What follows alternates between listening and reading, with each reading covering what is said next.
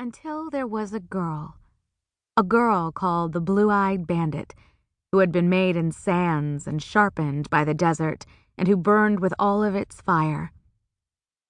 And for the first time, the foreign prince understood what it was that his brother loved in this desert. The foreign prince and the Blue-Eyed Bandit crossed the sands together, all the way to a great battle in the city of Fahali, where the Sultan's foreign allies had rooted themselves. In that battle of Fahali, the rebels won their first great victory. They defended the desert against the Sultan, who would have burned it alive. They freed the Demdji, another genie's child, whom the Sultan would have turned into a weapon against his will. They killed the young commander, their brother, who would have shed blood until he could win praise from his father, the Sultan. They ruptured the Sultan's alliance with the foreigners who had been punishing the desert for decades, and the rebels claimed part of the desert for themselves. The story of the Battle of Fahali spread quickly, and with it spread news that the desert might be a prize for the taking again. For the desert of Miraji was the only place where the old magic and the new machines were able to exist together. The only country that could spit out guns quickly enough to arm men to fight in the great war raging between the nations of the north. New eyes from foreign shores turned to Miraji, hungry ones. More foreign armies descended on the desert, coming from all sides, each trying to claim a new alliance, or the country itself.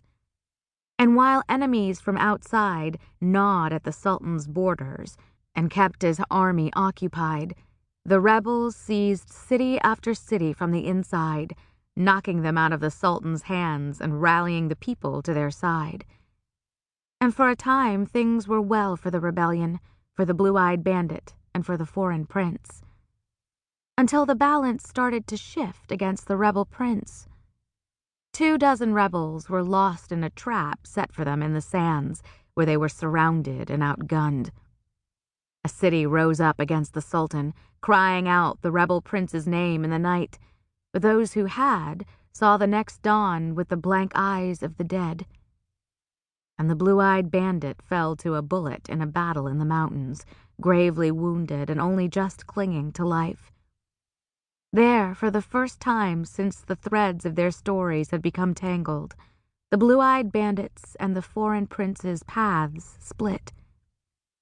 While the Blue-Eyed Bandit clung to her life, the foreign prince was sent to the eastern border of the desert. There, an army from Sicha was camped. The foreign prince stole a uniform and walked into the Sichian camp as if he belonged. It was easy there, where he did not look foreign anymore. He stood with them as they battled the Sultan's forces, spying in secret for the rebel prince. And for a time things were well, hiding among the foreign army.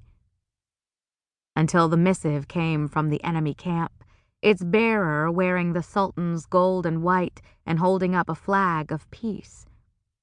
The foreign prince would have killed for news of what came in that missive for his own side, but there was no need. It was known that he spoke the desert language. He was summoned into the Sichian general's tent to translate between the Sultan's envoy and the Sichian, neither of them knowing he was an enemy of them both. As he translated, he learned that the Sultan was calling for a ceasefire. He was tired of bloodshed, the message said. He was ready to negotiate. The foreign prince learned that the ruler of Miraji was summoning all the foreign rulers to him to talk of a new alliance. The Sultan asked for any king or queen or emperor or prince who would lay claim to his desert to come to his palace to make their case. The missive went to the Sichian emperor the next morning, and the guns stopped.